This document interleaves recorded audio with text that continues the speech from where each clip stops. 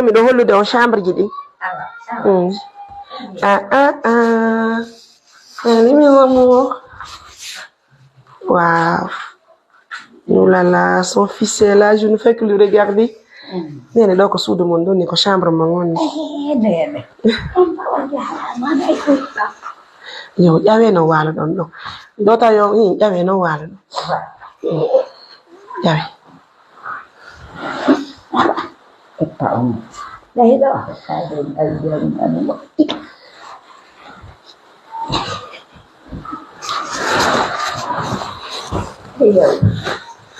Ono kadi jabe pay ko. Ono yi pay ko mon ko wona to do.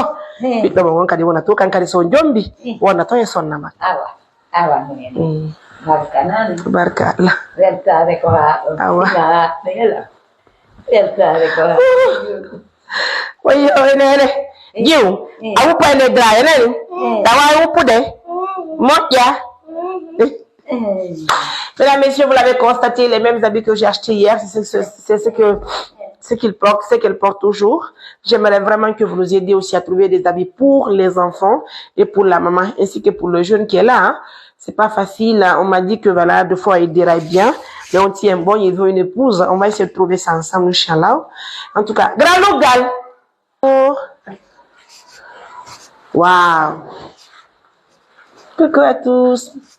Attends, la note à pion, quoi. Oui.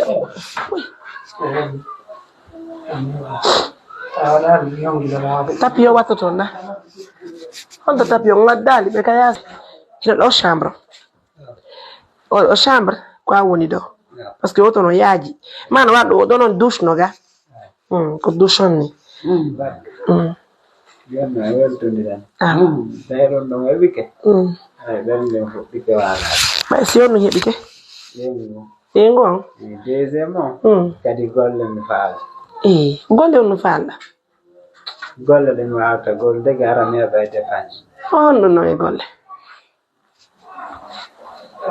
Golle don darantol. Ya wa contrôle mbudi. Ami do ay set. Continue. Non ma mekkite lawoni go. Fama fi mo. Contrôle mbudi. Yango dali fi mo. Benabo me dalon mbudi da sa wa contrôle na. Allez, continue. Continue goto. Konta wali na do. Wali ni ndo ko jelu ni. Ko dem. Watti kadi gongo wona jelu. Ona katti. Wadu.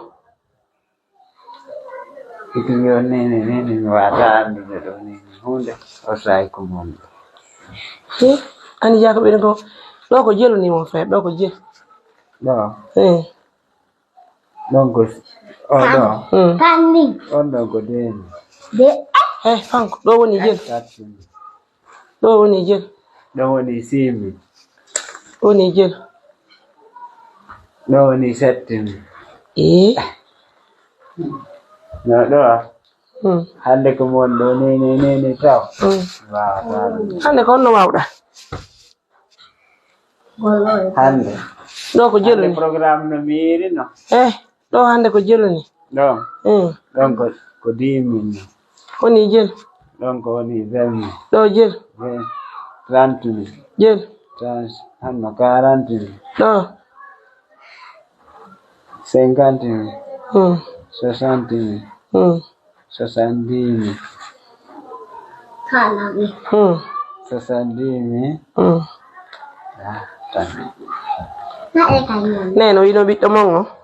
O yo wawata konti. Kono baagi on. Oh là là, mesdames, messieurs, comme vous l'avez constaté, c'est pas une chose qui est facile. Grand merci à nos millions de partenaires. Grand merci à tout le monde. Chérie, bien le poème, ko sudu manini ko danki makini.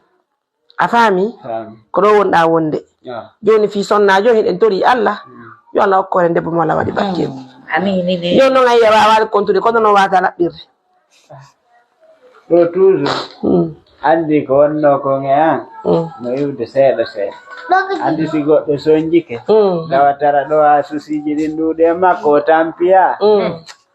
wata ɗum annade o wata wadde hono ɗum fewndo on saayi ɗum so hettade on saayi ɗon hakkille ɗen woti commayta jiboto taw ko honno woniri saayi on. Alors, Yoni, ça va aller. Nani, mesdames, messieurs, je compte sur vous. Hein. C'est la chambre de l'enfant de Néné. Néné, ko une chambre de mon na. Ko do bi de mon wonata na. Ara. Kala ba yo wali. Ko dundal. Ko gaina ta wali yo. Awane. Yoni wala hito partenaire mais kala ko be waliti e waden no. Be waliti e waden no nani. Ko no woni. Awa. Sai woni ko moto be solani en fiyo hebu dépense siko kata on kama kiti do be solani ronto dum dolle hara o jokka kata on don kadi bay hara no kasan no waaway da be chauffeur do jokka on tigi mi jorgo wadde woni yo Allah mu imo don jiw yo Allah mu ina nene donc c'est la maison donc do chama wa jabi do koto tanti ay ngal ko ngal ando mi sonji mo ay ngal lo andi ngal lo ko el ngal ni mo foppu ko sonja loto dana goddo loto to nyande be nyande anani sa loti ki sa jombi a wonda e be ngoma a loto to labbintino da a fami awa ngal lokkor min chonci me walle nani imono shiri fi Allah oya danko anen ma ba be gudde ko danko to ay ko makko ni mi ba oya mi ani no ha mi do ko no mi ana non jul be on gari no la allez ça fait plaisir je vous laisse bisous